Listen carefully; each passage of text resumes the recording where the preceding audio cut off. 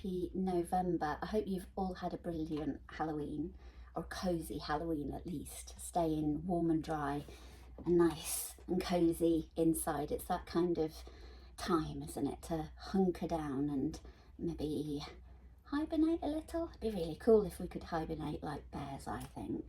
Anyway, I've done a switcheroo. So what was in the original plan, I've switched out for a special request, which is the charcoal deer.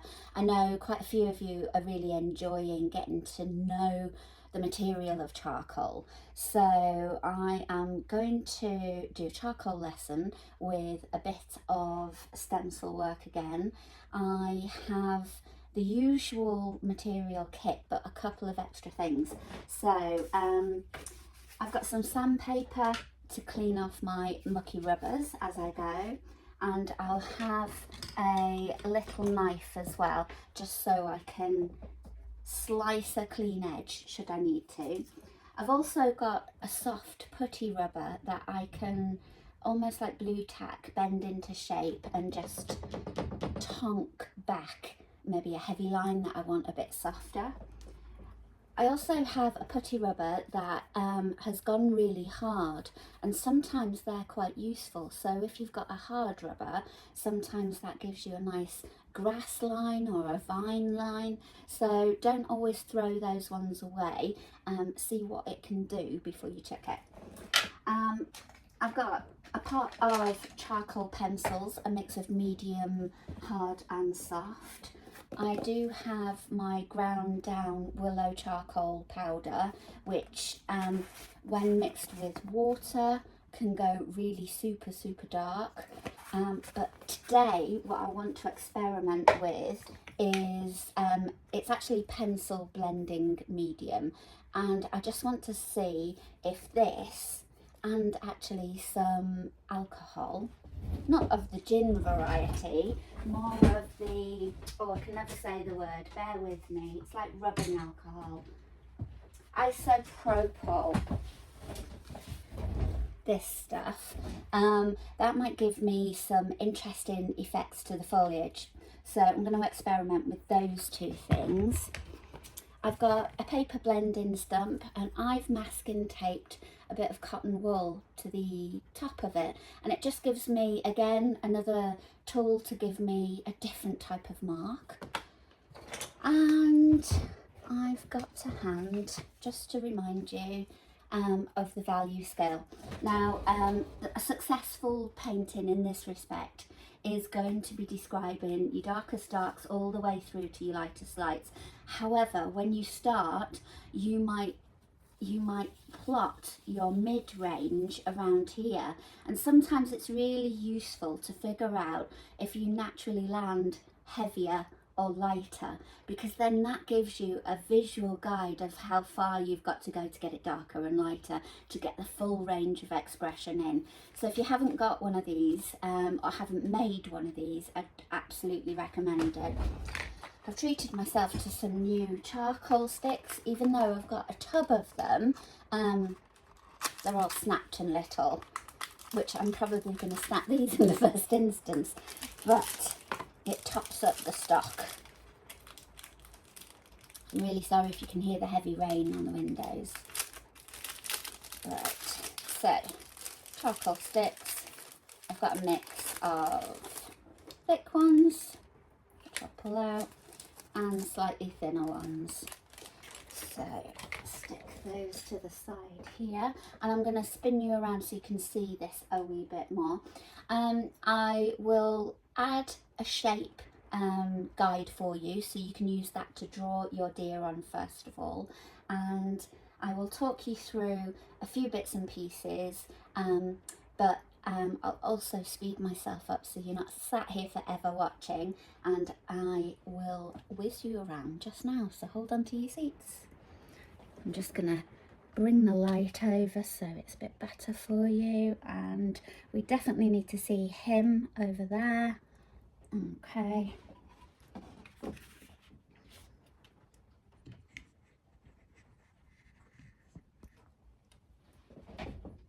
So I'm going to start off with my slightly thicker charcoal stick, and I tend to break it down so it's kind of almost the length of knuckle to tip of thumb, and that's a good kind of amount to hold as you're working on the side. So what I'm doing is sliding the charcoal in and around the shapes.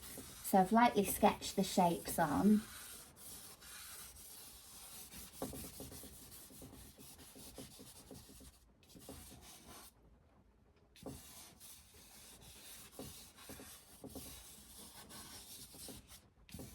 And I'm leaving the shape of the eyes, and I'm leaving the muzzle for the time being. I'm just going to pull you down, hold on a sec, there you are. So it looks a little bit like a sock puppet at this moment.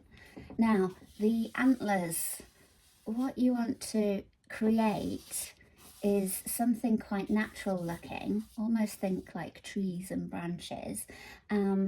The tendency will be you will want to match one to the other, and it will look more cartoon-esque if you go down that road.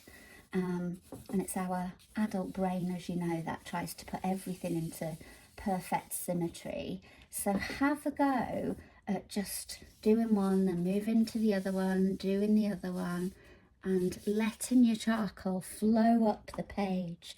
I'm just going to swizz that up so you can see it a bit more, and take you back a touch. There we go.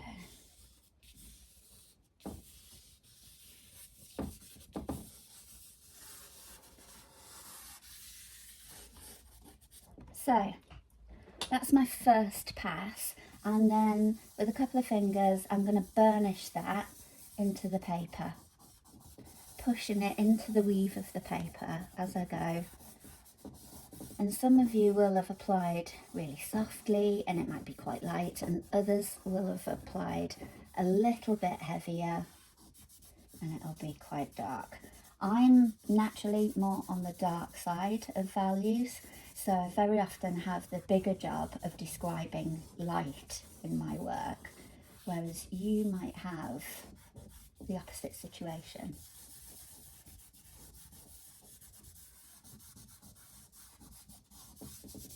So what this is doing is kind of giving you that mid-tone of your painting.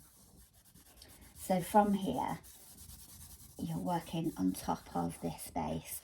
Now I'm not too worried how messy the edges are at this point.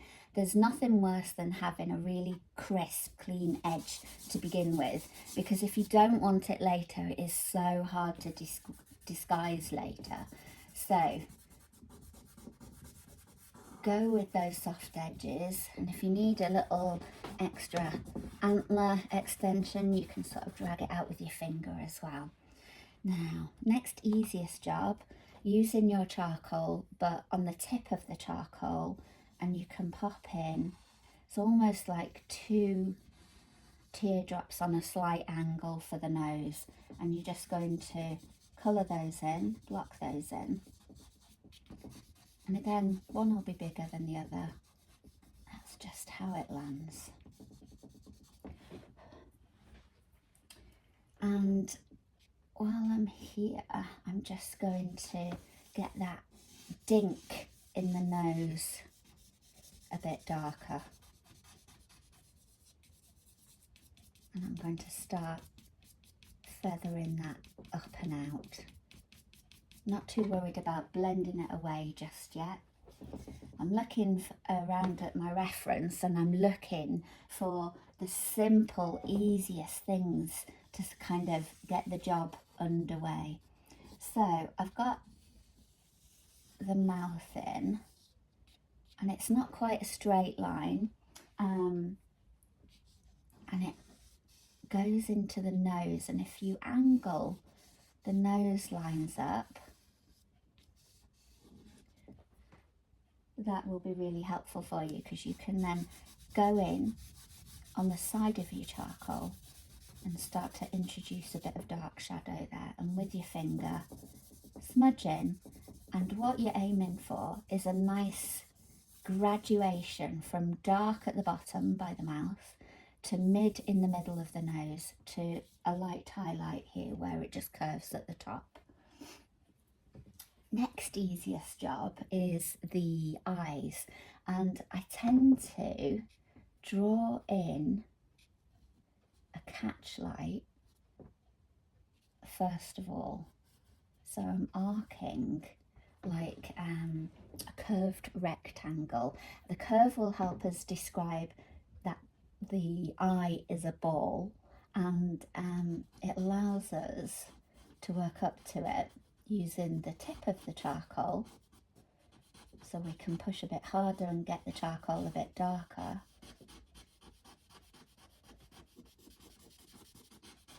And by drawing around it, we're kind of protecting that area as out one of our lightest areas.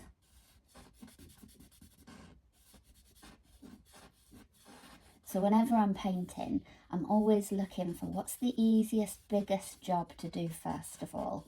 And it propels you on really quite fast in a really satisfying way. Right, side of the charcoal now, just underneath the chin, I'm going to get a bit of a shadow, which when placed might look like a bit of a goatee beard. I just want a bit of shadow at the side of the muzzle, and I want a bit of shadow at the side of the ear like that, but then I want to scoop into the ear like so. I'm just going to bring you around a bit.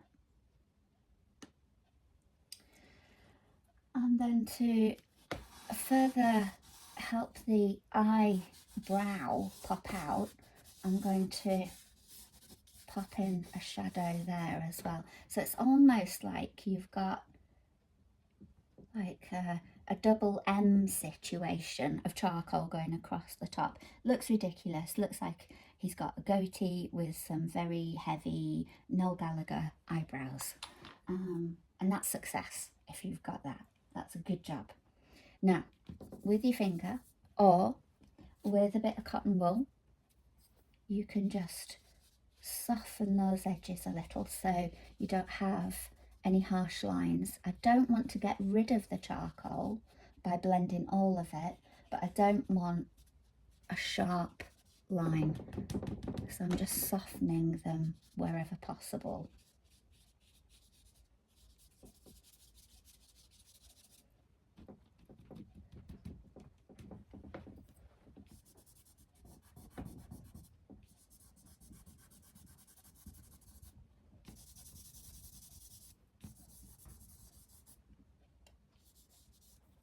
And I can use my paper stump as well to blend any areas that I want to drag out. So that's kind of like our map down of the painting, and what we're going to do now is work on top describing texture. And the easiest way to do that to begin with is with a rubber. I'm just going to sandpaper a couple of edges. So I've got a nice clean edge, and it does go very dirty very quickly. And what I'm going to do is I'm going to start with the eye, and I'm going to pull out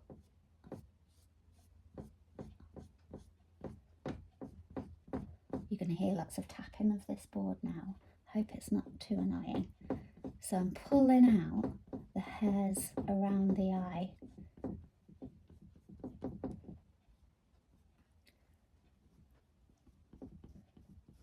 You'll find one side easier than the other.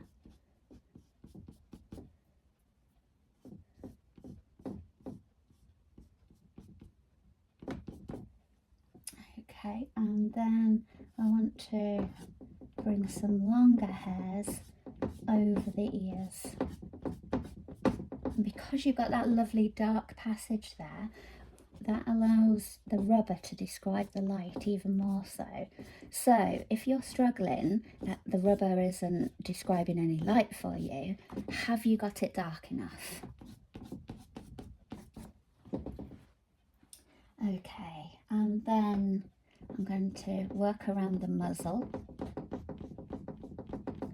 starting at the top first. That's better, it stopped rocking now. And then from the muzzle where we've left it quite light, I'm going to place my rubber in there and work out. And I don't mind if it gets a bit mucky as the rubber comes in and out, because that's kind of describing a bit of texture for me. So it all works well.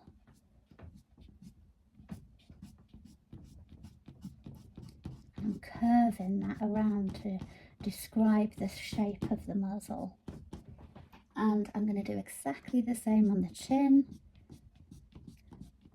I find the chin really satisfying to do it, like immediately brings the character forward.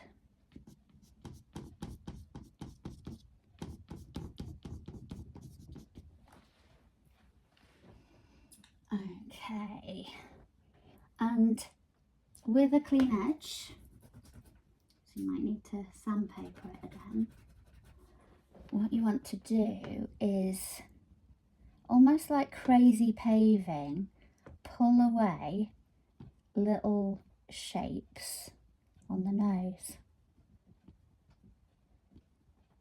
And the noses are like fingerprints with these textures. And I've kind of got a few down first of all, coming in nice and close so you can see that. And what I want to do, if any look a bit harsh, I can just tap with my finger and soften it so it's not an obvious pattern. This is looking a bit obvious to me at the moment, so I'm going to just break that up by swooshing in with the rubber and swooshing back out, and it starts to blend it in quite nicely.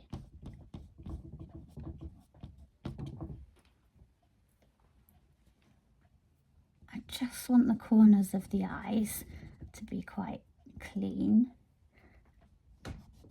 So I'm bringing that down and that down, and I can get a bit of shape and a few lines on the ears as well. And I can be quite scribbly with it. And then I'm just going to be quite scribbly going up the antlers, because I'm after texture more than anything on the antlers. Don't worry too much about fingerprints everywhere, because we'll be getting some foliage in, and you can soften your edges if you need to, if any of them are a little bit harsh.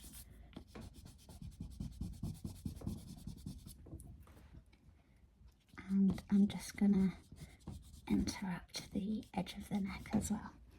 Right, so that's your base layer down, that's your rubber texture down. Already you should have a good shape that you're dealing with.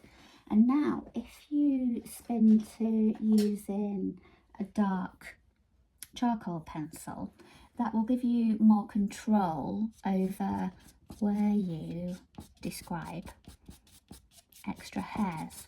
And this might take you a wee while. And the trick really is to think about the shape of the face and try and draw the hairs in the direction so it alludes to the shape of the face. It's very easy to relax at this point and just do lines going in any comfortable direction. And what you've got to do is keep checking that you go in the right way.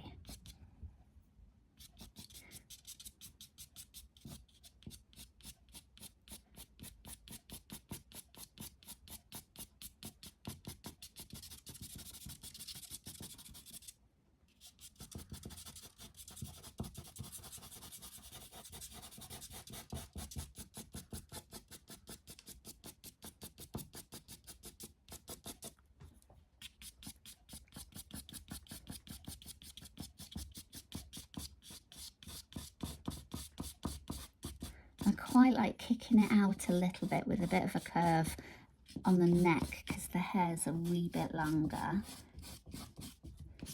and I can draw the hair in clumps.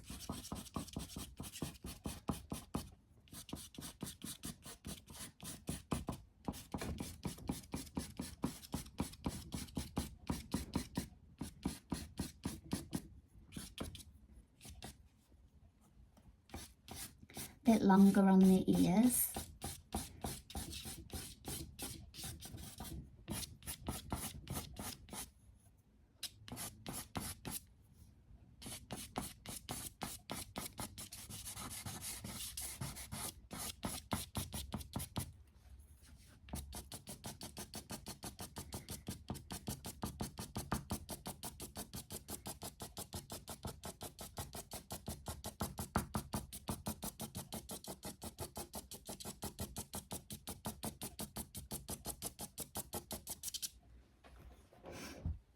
And anything that's a bit too harsh, you can of course come in and soften with your finger, a paper stump, a cotton wool bud. And it's a pull and push game of deciding where you want to keep the detail, where you want to soften it.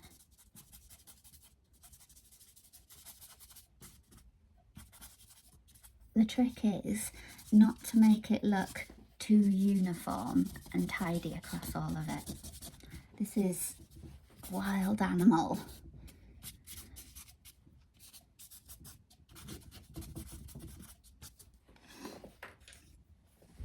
Right, let's get those eyes set in. So, back on the charcoal pencil, and I'm arcing around the eye, coming to the edge, and then almost like exaggerating the tear duct. Just correct that. Pupils a bit wonky. And so it's not like drawing an outline around all of it, it's kind of suggesting enough detail so the brain can fill in the rest of the information itself. And again, with your paper stump, you can just gently soften that, pushing it into the paper. And it kind of velvetizes the line, makes it much softer. And I'm just going to go over the pupil as well, sort of burnishing that in. And I can take the opportunity of almost like dragging a few darker moments from the blender into the eyebrow.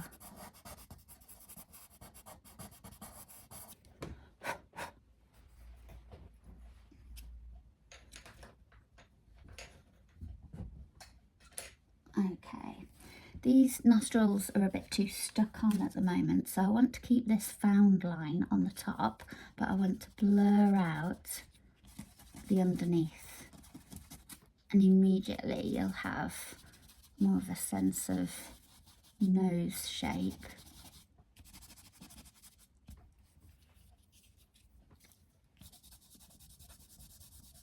You can soften that with your finger if you need to, or you can come in with your pencil and correct a line. I can see I've got quite a sharp corner there, so I'm just gonna get my pencil in.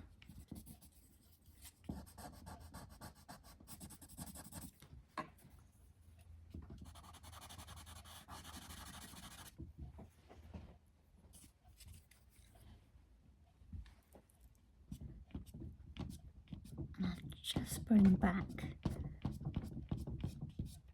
a bit more texture that I might have lost from working over it.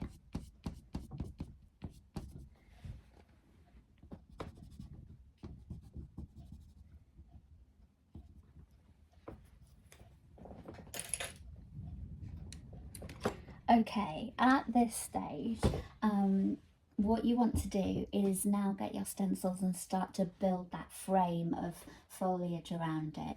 And you want to do it at this stage because you don't want you sort of finishing bits of detail being smudged as you're working across the page. You could, if you wanted to, spray and fix this in to stop that smudging, but I tend to find you're then dealing with a different charcoal return when you're working on top of that spray. So I take the risk of trying not to smudge it too much. I will somehow, some way, shape or form, but I know I can come back towards the end and then tidy up that detail.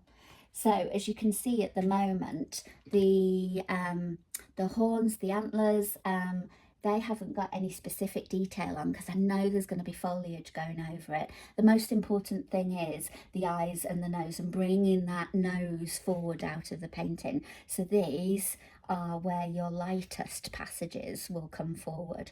You want the light to really sort of draw the viewer's attention, and that's why it's on here, and we're not bothering with the detail on the antlers. Otherwise our attention would go up to the antlers. So I'm grabbing some stencils, and you want to start off with, if you've got a few stencils, try and start off with your big ones first, because they get you going much faster, obviously. So I've got quite a few ferns, I've got berries, and I might keep it as simple as that. Let's see how it looks. So I'll go with the biggest one first, and I really love trying to sort of think about how I'm framing. So I'm going to try and get like a circle of light around the subject. So my stencils are going to sort of echo that circle. And I've put my charcoal down somewhere. There it is. So let's just bring you around so you can see a bit more. So with your stencil, you don't have to colour the whole shape in. You can just put down some material enough for you to smudge. And as soon as you get mucky fingers doing this, you can also use your mucky fingers. And what we're aiming for is like a medium passage of leaves, passage of sort of medium value to begin with. There we go. Now I don't want to obviously put a circle around it, so I'm just, sometimes the stencil's half off the page, sometimes I just do a little bit of the stencil. I don't have to use all of its shapes.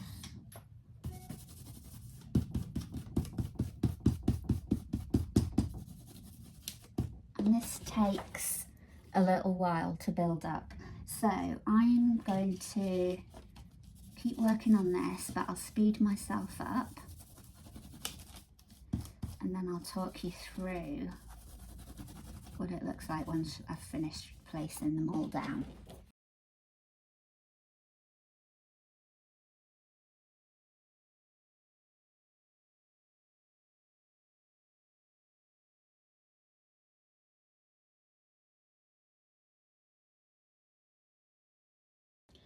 Okay, I am going to use a wet brush and I'm going to dip it into my charcoal powder. I don't want the brush too wet because it will dribble down the painting.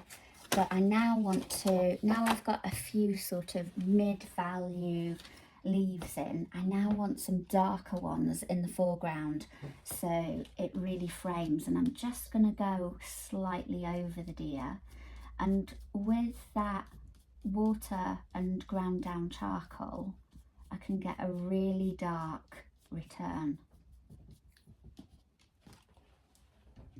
and it really brings it into the foreground for me. Let me show you again. I'll go up here. And this is a useful technique for those tricky stencils which might be just a little bit sharp for your fingers as you rub in the charcoal. And of course the bristles get into the smaller spaces and you get sharper return than your softer ones with your fingers. But it's important to have both, because the ones that are in sharp contrast in the foreground are doing the job of really neatly framing the deer's face, and then the softer ones are starting to give you a bit of mid ground, and we're then going to get a fainter passage through which will give you a little bit of distance. So all the while you're thinking about how you manage depth in this painting by keeping your dark values at the front,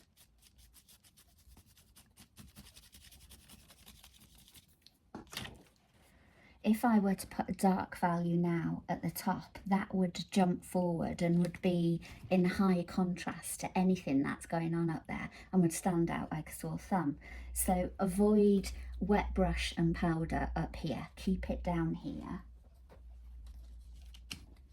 and try and overlay your stencil shapes so you get a real density to the patterns and the rhythms that you're creating.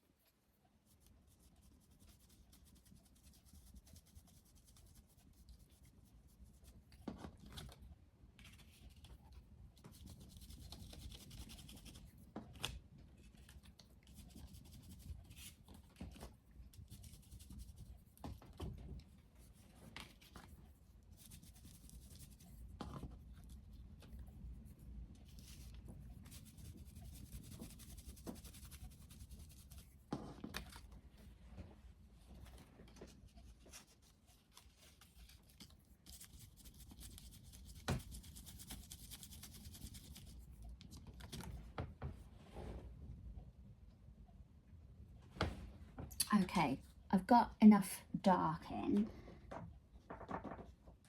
Could do with some lighter passages now. So I'm going to use my stencil but use my powder, dip in my fingers into the powder so I get absolutely filthy, and I can get some softer passages working my way up. And rather than dip back into the pot of powder, I just want to use the charcoal that's on the stencil and on my hand to start to do some really faint ones off up into the distance. Let me see if I can swizz you up there a little bit.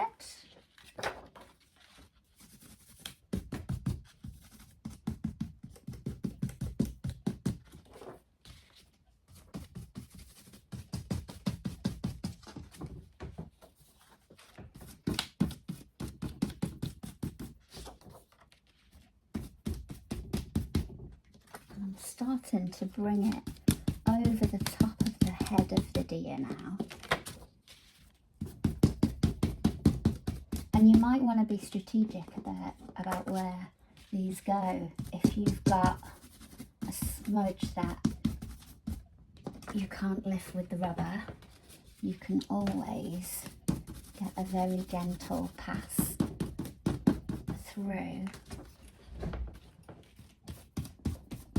And I'm just putting a very soft pass through on top of here as well, just so it doesn't look so contrived.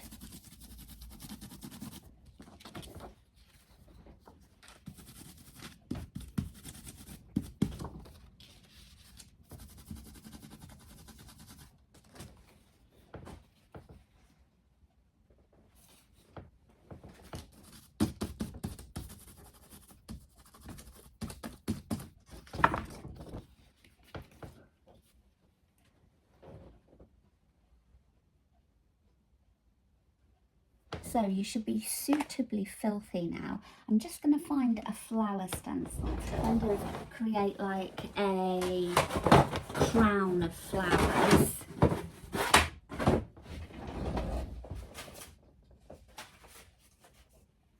And I want to show you a couple of ways of doing this.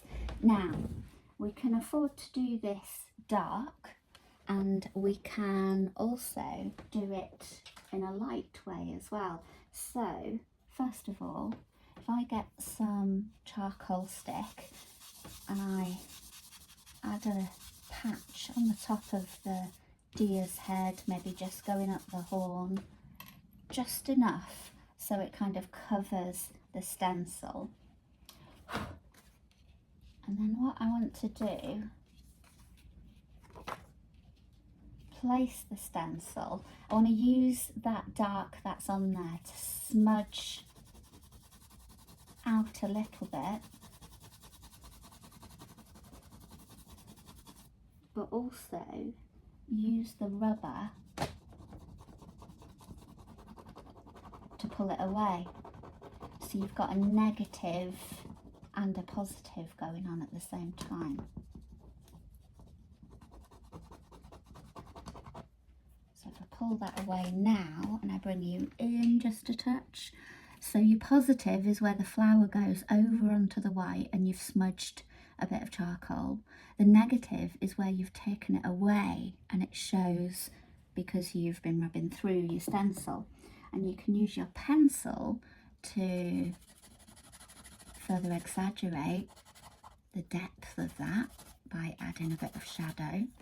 And if you add a bit of shadow, you can come in and smudge it into what's gone before. You could even create more of a flower centre.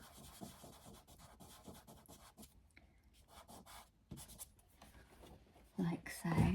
Now it looks like there's a bit of a patch around here, so I'm just going to gently soften that with my finger.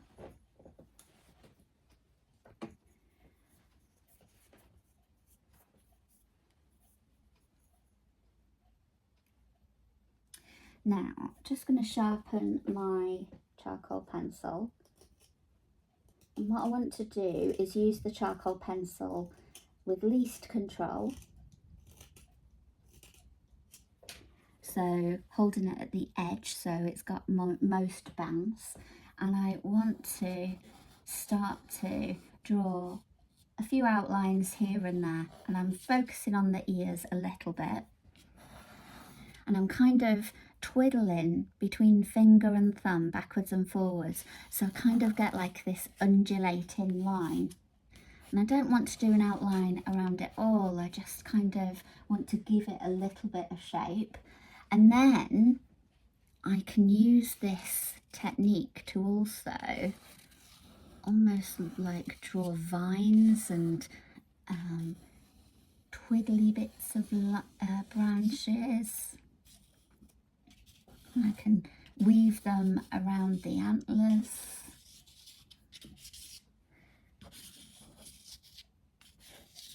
And what you're doing is you've got a difference in mark making here. You've got a nice thin line compared to the fatter stenciled shapes that you've got. And I want to get lighter as I go towards the top.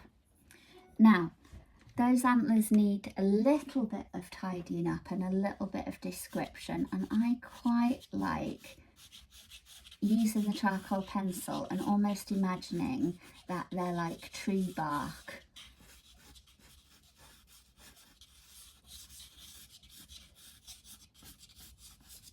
And again, it's lovely getting a line of charcoal in, because so far we've been getting shapes of charcoal in, and to get those two different elements of mark making in start to make the painting more interesting.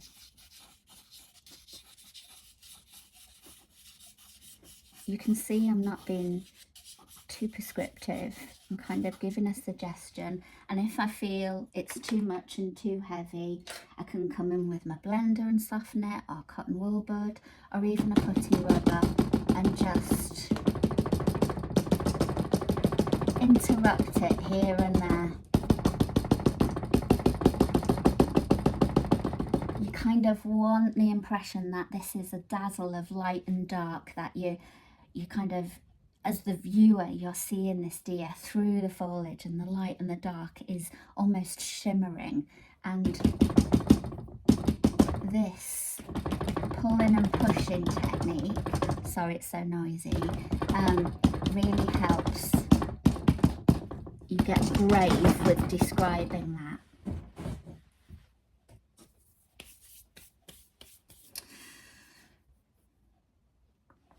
I think I'm going to do a few more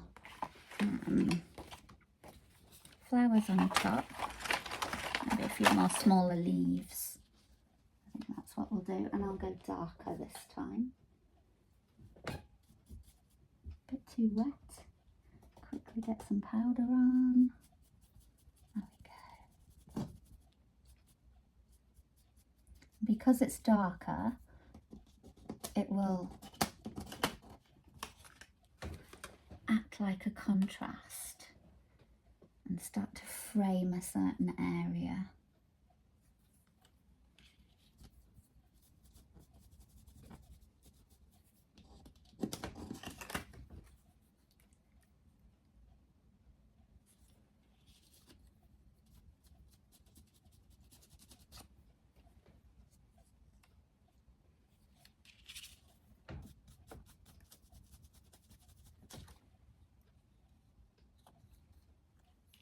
I'm actually going to do some down the side of the face this time. Let's see what that looks like.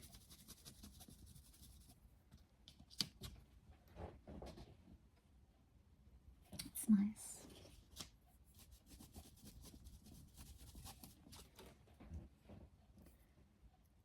So if you get, when you're working with water and powder and a stencil and you're brushing it on, you think, oh, it's too dark, don't immediately go in with the rubber and try and lift it off, because that will be wet. Let that dry totally before you tonk with the rubber, just to loosen or lighten any area. Otherwise you'll agitate the paper and the paper will start to rip.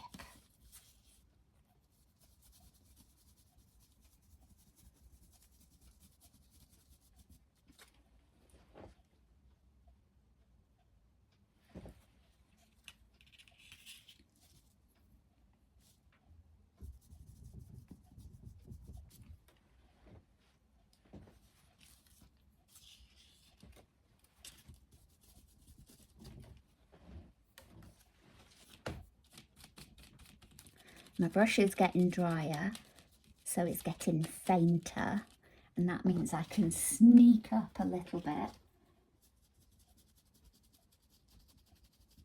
because I don't want anything too dark up there.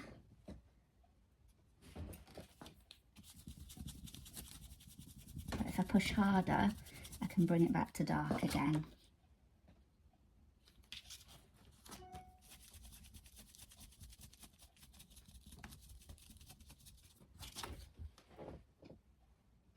Okay, So let's have a look at this pencil medium first of all. I'm just going to pour a little bit out into the cap. I'm going to use a thin brush.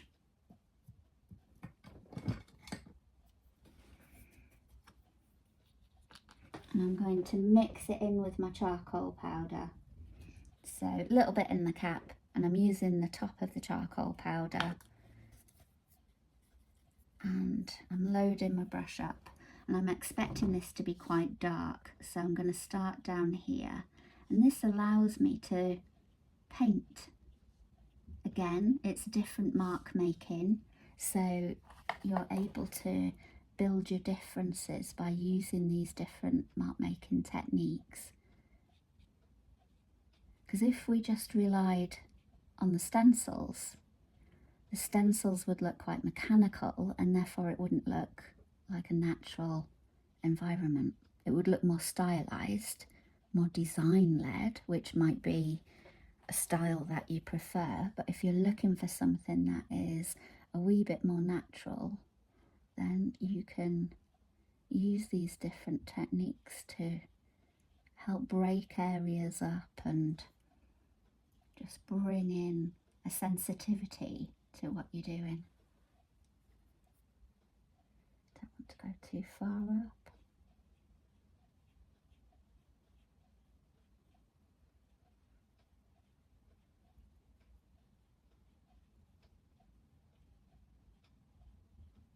Works quite well on the vine twiddles that we put in. You don't need too much. So the pencil blending medium is an option, but you could get away with water, and you could get away with acrylic medium. Water would be a lighter carrier for this. This kind of gives a smoother application, and I would say acrylic medium would give a heavier application, so you'd need to be definitely sure about where you're placing it. Now, I want to try a bit of this rubbing alcohol on it, and what I need to do is spin you up the other way and take a few risks with this and see if it works. It might not work, and if it doesn't work, don't do it.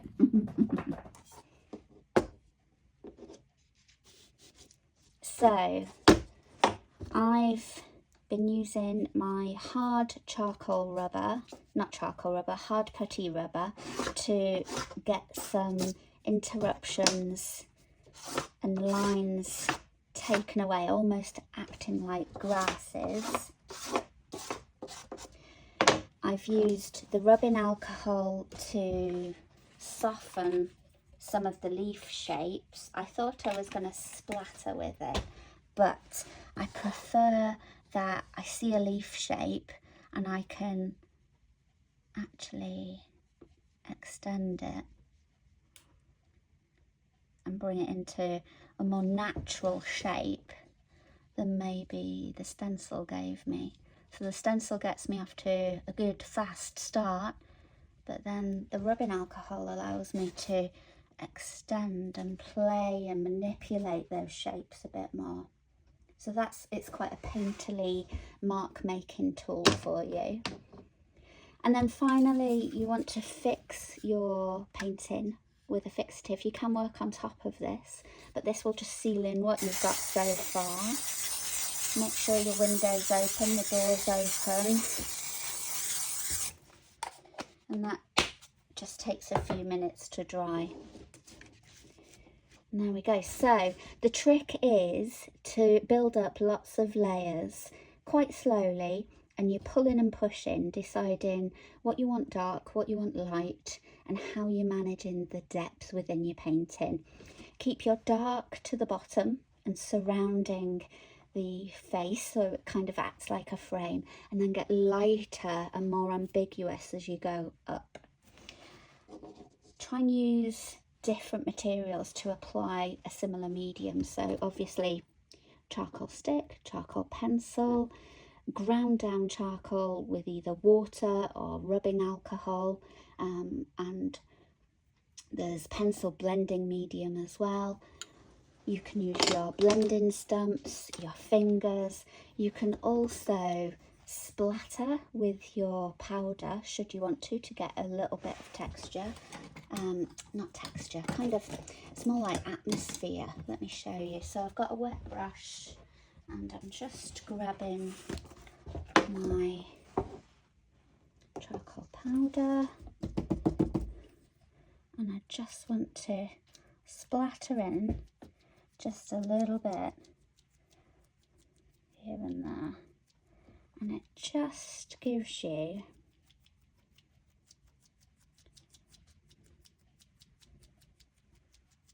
again another mark to describe what's going on there.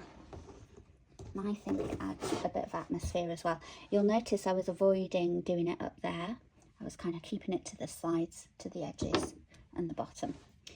Anyway, have fun doing that, and I hope you like that as a substitute to our original plan. And give us a shout if you get stuck.